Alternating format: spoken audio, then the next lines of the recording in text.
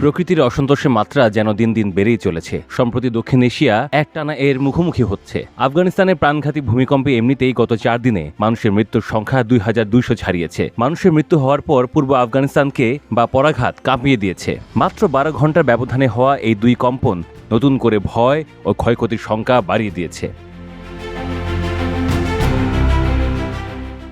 ভূমিকম্পের আগে থেকে বিপর্যস্ত দেশ আফগানিস্তান। দেশটি যুদ্ধ, দারিদ্র্য এবং আন্তর্জাতিক সহায়তা সংকটের মধ্য দিয়ে যাচ্ছে। ইদানিং কেবল গোছানো শুরু করেছিল বলে গণমাধ্যমগুলোতে খবর আসছিল। তালেবান প্রশাসনের তথ্য অনুযায়ী বৃহস্পতিবার পর্যন্ত 2205 জন নিহত এবং 3640 জন আহত হয়েছেন। ব্রিটিশ সংবাদ মাধ্যম রয়টার্সের একজন সাংবাদিক জানিয়েছেন, নানগারহার প্রদেশে বারবার আফটারশক অনুভূত হচ্ছে, তবে ক্ষয়ক্ষতির পূর্ণ বিবরণ এখনও সংগ্রহ করা হচ্ছে। আজ শুক্রবার আফটারশক ছিল 5.4 মাত্রার, যা ভূপৃষ্ঠের মাত্র 10 কিলোমিটার গভীরে সংঘটিত হয়। এর কয়েক ঘন্টা আগেই বৃহস্পতিবার রাতেও একটি আফটারশক আঘাত হানে।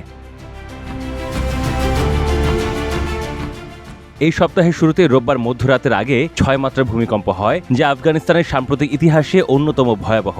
এটি নানগারহার ও কুনার প্রদেশে ব্যাপক ধ্বংসযজ্ঞ চালায়। এরপর মঙ্গলবার 5.5 মাত্রার আরেকটি কম্পন উদ্ধার কার্যক্রমে বিঘ্ন ঘটায়। পাহাড় ধসে অনেক রাস্তা বন্ধ হয়ে যায়, ফলে প্রত্যন্ত অঞ্চলের সঙ্গে যোগাযোগ বিচ্ছিন্ন হয়ে পড়ে। এখানকার ঘরবাড়ি প্রধানত শুকনো পাথর, কাদা ও কাঠ দিয়ে নির্মিত, তাই অনেক পরিবার আফটারশকের আশঙ্কায় ঘরে না ফিরে খোলা আকাশের নিচে অবস্থান করছে।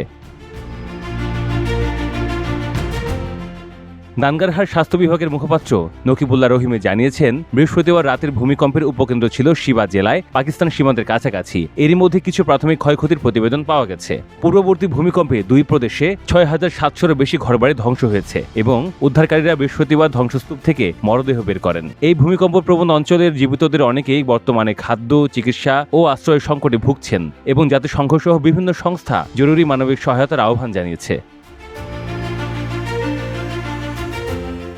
গৃহহীনদের সামনে এখন অনিশ্চিত ভবিষ্যৎ, আর আন্তর্জাতিক ত্রাণ সংস্থাগুলো আগেই সতর্ক করছে যে তাদের সহায়তার মজুদ দ্রুত ফুরিয়ে আসছে। কাবুলে তালেবান প্রশাসন জানিয়েছে, দুর্গম পার্বত্য এলাকায় এখনও উদ্ধার অভিযান চলছে। ধ্বংসস্তূপে অনেকে আটকা থাকতে পারেন বলে আশঙ্কা করা হচ্ছে। আফগানিস্তানের ভূমিকম্পগুলোর বেশিরভাগই ঘটে হিন্দুকুশ পর্বতমালা এলাকায়, যেখানে ভারতীয় ও ইউরেশীয় টেকটনিক প্লেটের মধ্যে সংঘর্ষ হয়।